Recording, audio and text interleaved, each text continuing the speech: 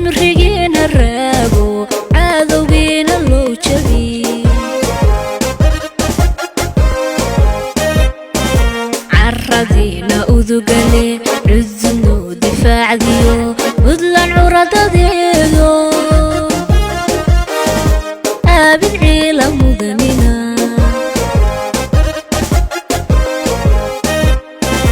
carradeena udugale cudno difaacdiyo budlan curadadeedo aabid ciila mudanina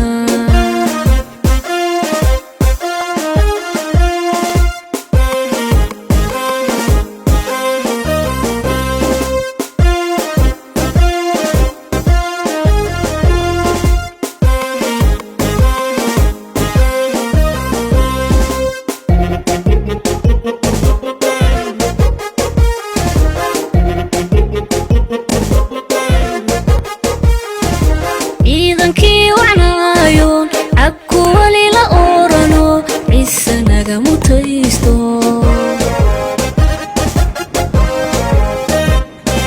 ciidankii wacnaayoon cabku wali la oorano ciise naga mutaysto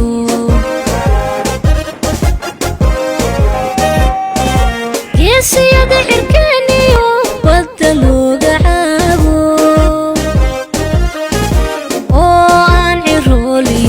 caruur bow ducayno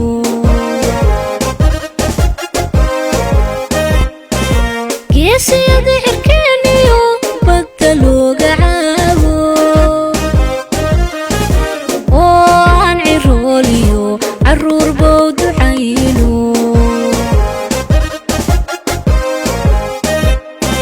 carradeena udugale cudno difaacdiyo budlan curadadeedo aabid ciila mudanina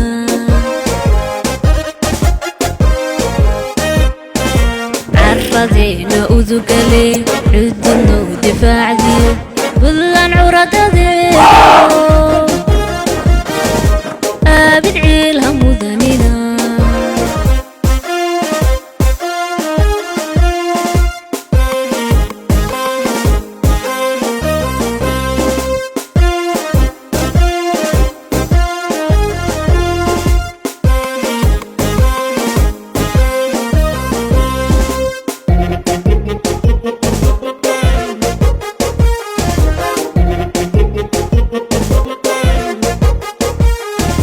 ciidankii dadkaygo calanka iyo ciidiyo loo carbiyey dalkaygo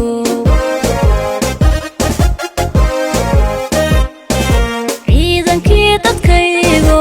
calanka iyo ciidiyo loo carbiyey dalkaygo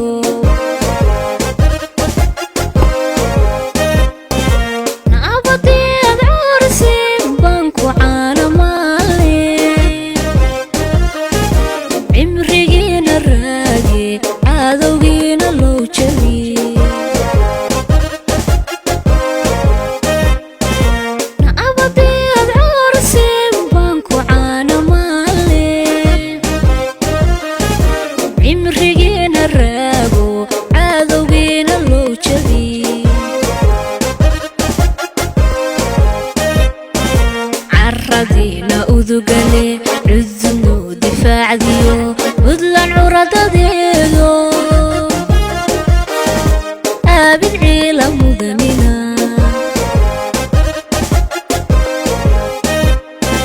carradeena udugale cudno difaacdiyo budlan curadadeedo aabid ciila mudanina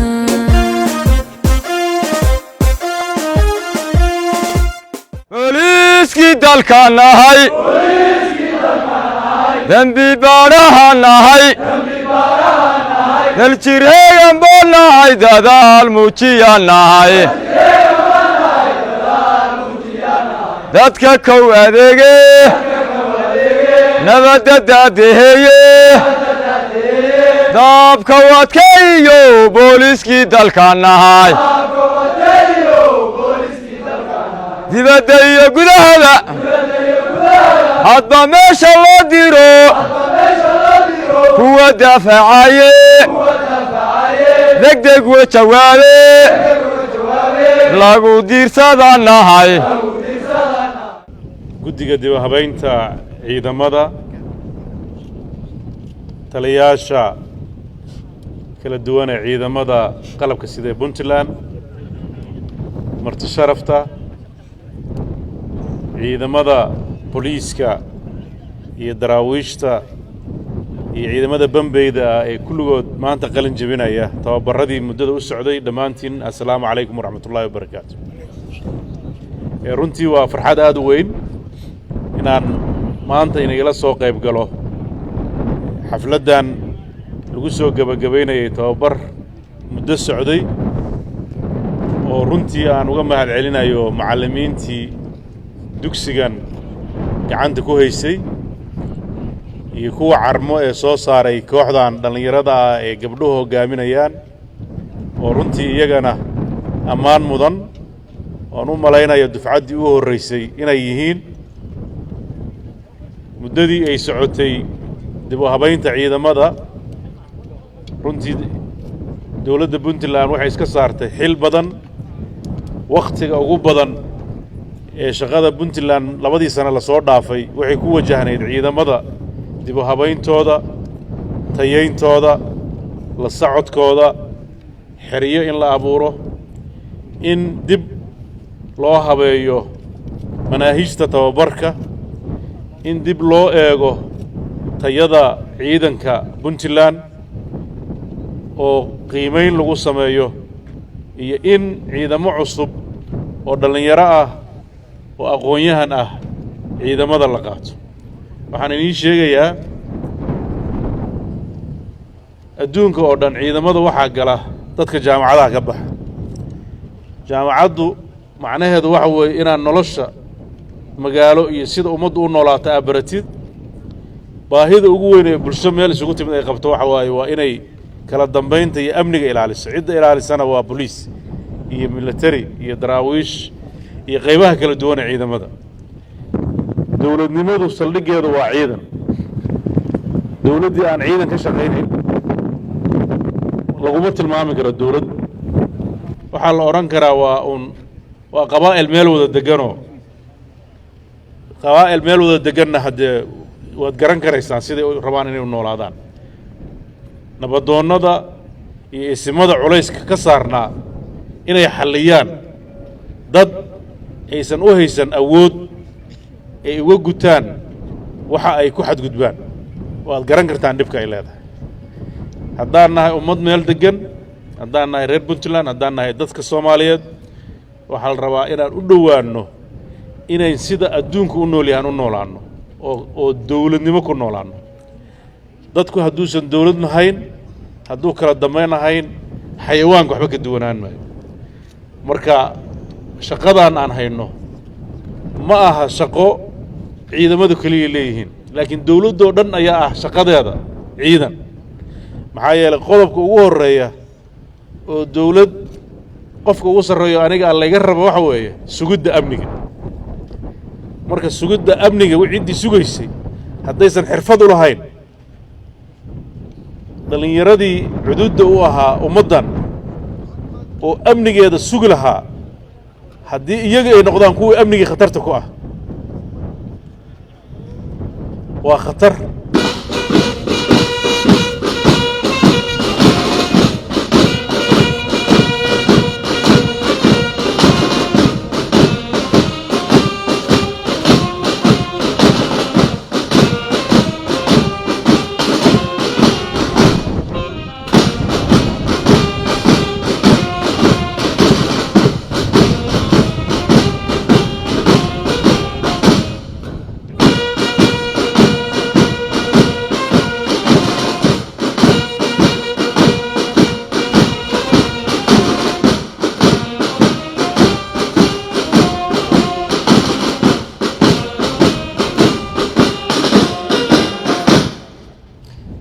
way adag tahay inaan kala dooranno habeen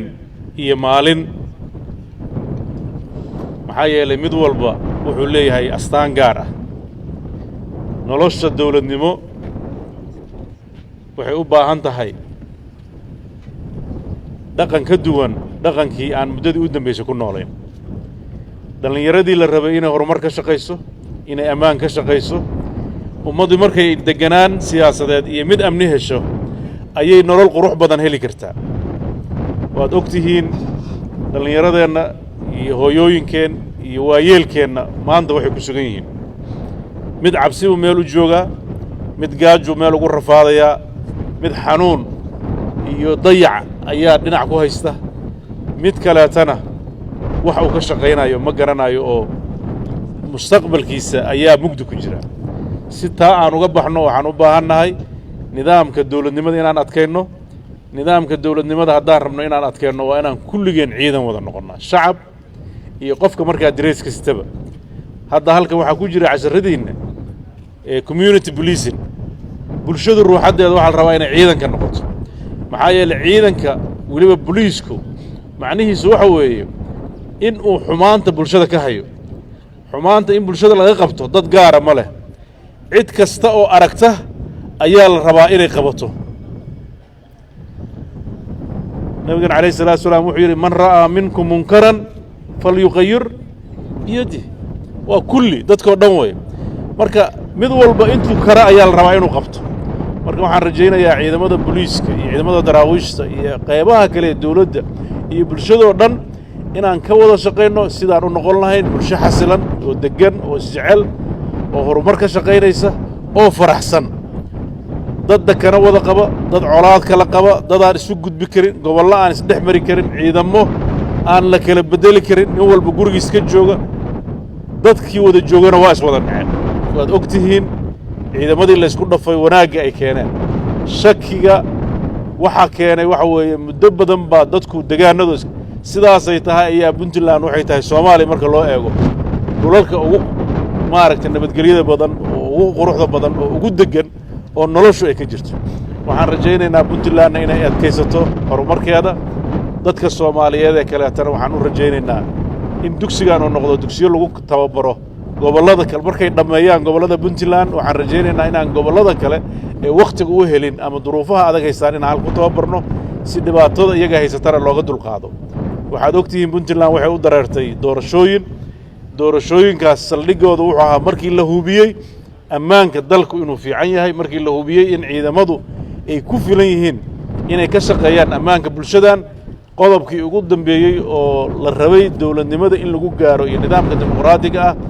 oo ahaa dadku inay isdoortaan oo ay dadka ay rabaan doortaan ayaa hadda loo dareeray waxaan rajaynayaa puntland waddadii horumarkay cagta saartay dadkeeda iyo madaxdeeda iyo dhallinyaradeeda iyo ciidankeeda ayaana gaarsiiyey waxaan rajaynayaa idinkuna inaad noqotaan wixii bulshadan ay ku heshiisay oo nidaam ah oo dastuur ah oo xeerar ah idinku waxaad tihiin kuwii ilaalinayay waxaad tihiin kuwii maxkamadaynayay oo maxkamadaha u dirayay waxaad tihiin kuwii anshaxumada jirta qabanayay waxaa beryahan aad noogu soo batay shilalka gaariga waxaan farayaa dhammaan ciidamada booliiska ee kontaroolada jooga dhallinyarada in ay dalxiisaan oo meelaha quruxda badana dalka aadaan oo ay damaashaadaan waa wax wanaagsan oo aan soo dhowaynayno laakiin waxaan rabaa gaarigii kontaroolka maraya ee damaashaad u socda oo aanan dareewal mas'uul ah uusan wadin inaan loo oggolaan inuu baxo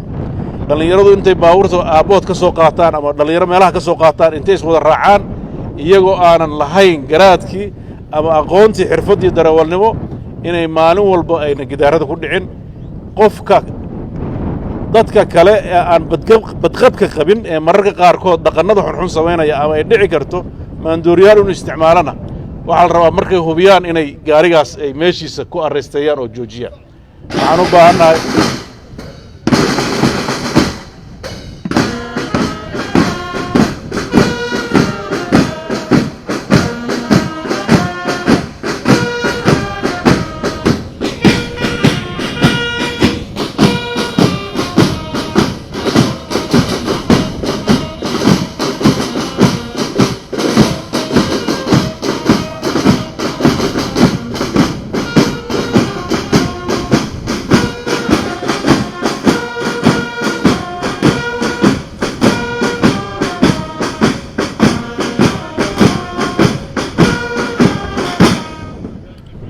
waxaan aad u rajaynayaa arrintaas waan arkaynay tababarkii ciidamada waddooyinka taliyaha booliiskana hadda wuxuu sheegay inuu koorsooyin dheeraada ay samayn doonaan waxaase ugu muhiimsan waa wacyigelinta iyo ciidamada kontaroolada jooga inay la tacaalaan dadka gaadiidka wada iyo sifooyinka ay u socdaan oo ah inay ahayn dad aan mas-uul ahayn inay baabuurta wadaan iyo xilliyo aan munaasab ahayn iyo dad iska maaragtay damaashaadayo dadku waa damaashaadi karaan laakiin waxaa la rabaa dareewalku inuu yahay nin mas-uula oo dadka damaashaadaya uu mas-uul ka noqdo laakiin hadday tahay dad iska wada cayaaraya hadda khatarta dhacaysa waad arkaysaan maalin walba dhallinyaro yaryar baa dhibaato ku soo gaaraysa marka waxaan rajaynayaa iyadana in arrintaas wax laga qaban doono waxaan u baahannahay inaan maaragtay wax ka qabanno tahriibayaasha waxaan u baahannahay inaan wax ka qabanno dadka maandooriyaha ka shaqeeya waxaan u baahannahay dadka xag jirka ah ee dalkeenna raba inay nabadgelyadiisa waxyeelayaan iyo dadka dalka dhaqan xumada ku soo abuuraya intaba waxaan rabnaa inaan si midaysan uga hortagno gacmihii iyo lugihii dalka lagu sugi lahaa baa tihiin waxaan aad ugu faraxsanahay runtii sida wanaagsan oo inaga muuqatay markii aad hadda dhoolatuska samaynayseen waxaan qirayaa dufcadihii horeeto inay dufcaddan ay ka tababar fiicnayd dhinaca weliba gaardiga iyo disibliinka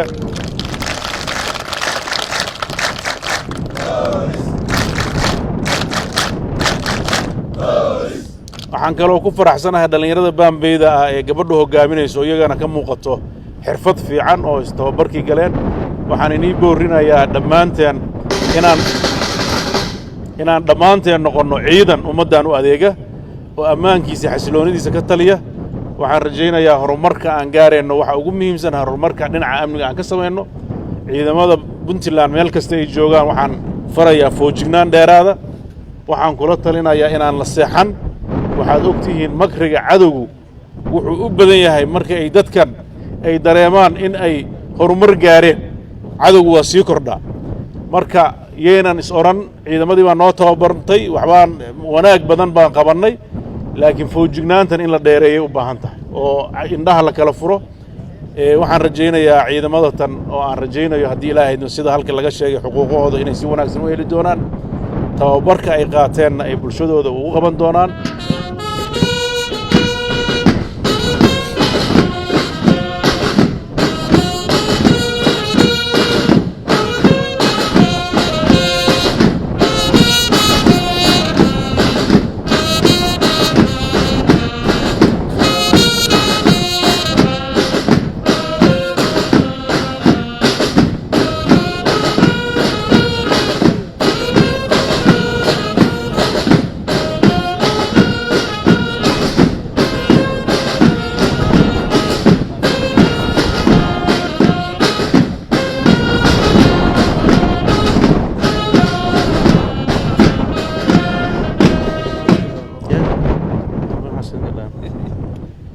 guul weyn baan ii rajaynayaa iyo horumar